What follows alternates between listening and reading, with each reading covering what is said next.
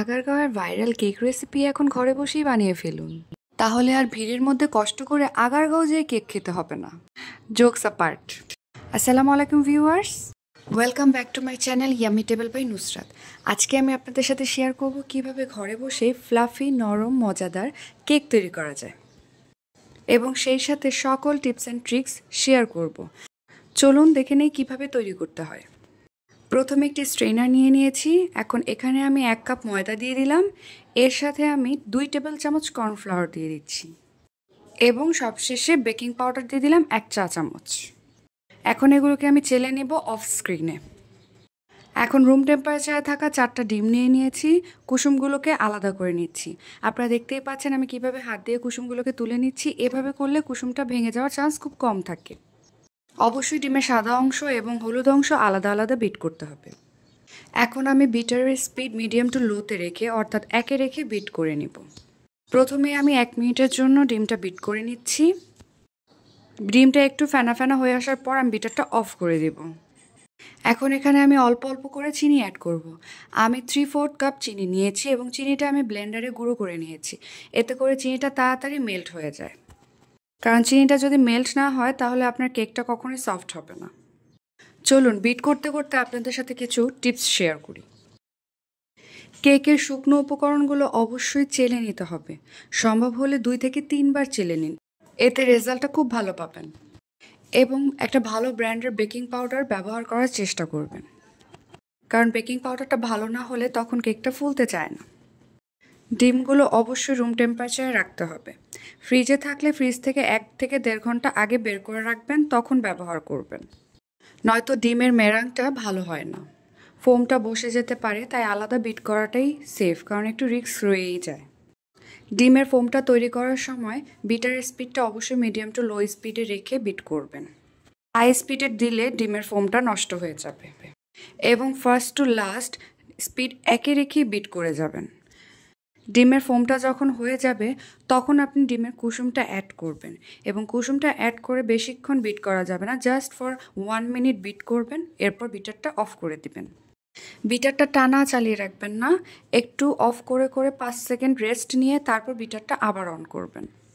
এতে করে বিটারটা আপনি অনেক দিন পর্যন্ত ব্যবহার করতে পারবেন, আপনার বিটারটা নষ্ট হয়ে যাবে না। তারপর শুকনো উপকরণগুলো মিক্স করার টাইম আলতো হাতে মিক্স করতে হবে, নয়তো আবারও ডিমের ফোমটা নষ্ট হয়ে যাবে।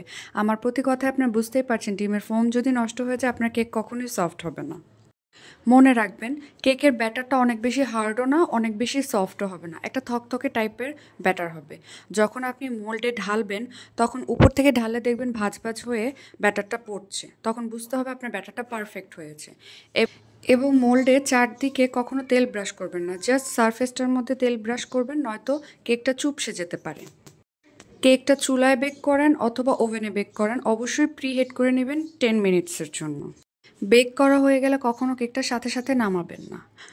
ওভেন বা চুলা দুটোই অফ করে কেকটা ওভাবেই রেখে দিবেন 10 মিনিটের জন্য। 10 মিনিট পর চুলা থেকে অথবা ওভেন থেকে নামাবেন। কেকটা কুক হয়েছে কিনা কিভাবে বুঝবেন? একটা স্টিক নেবেন, স্টিকটা কেকের ভিতরে ঢুকিয়ে বের করে দেখবেন। যদি স্টিকটা ক্লিন বের হয় তখন বুঝতে হবে আপনার কেকটা কুক হয়েছে। আর যদি একটু ব্যাটার লেগে থাকে তখন বুঝতে হবে কেকটা হয়নি। অনেকের 25 মিনিটও লাগে, অনেকের 30 মিনিটও লাগে। তাই স্টিক দিয়ে চেক করে তারপর কেকটা নামাবেন। কেকটা নামিয়ে পুরোপুরি রুম টেম্পারেচারে কেকটা ঠান্ডা করবেন। এরপর ফ্রিজে রাখবেন, অর্থাৎ ফ্রিজের নর্মাল চেম্বারে রাখবেন 1 থেকে 2 ঘন্টার জন্য। তারপর ফ্রিজ থেকে বের করে কেকটা ডেকোরেশন করবেন। এতে করে ক্রিমটা গলে যাওয়ার কোনো চান্স থাকে না। ক্রিমের খুঁটিনাটি বিষয় নিয়ে আমি আরেকটা ভিডিওতে আলোচনা করব। আশা করছি আমার সবগুলো টিপস আপনাদের কাজে দেবে এবং সেম ফলো করলে আপনারাও একটা ভালো রেজাল্ট পাবেন। আপনারা দেখতেই পাচ্ছেন আমার কেকটা কতটা সফট হয়েছে।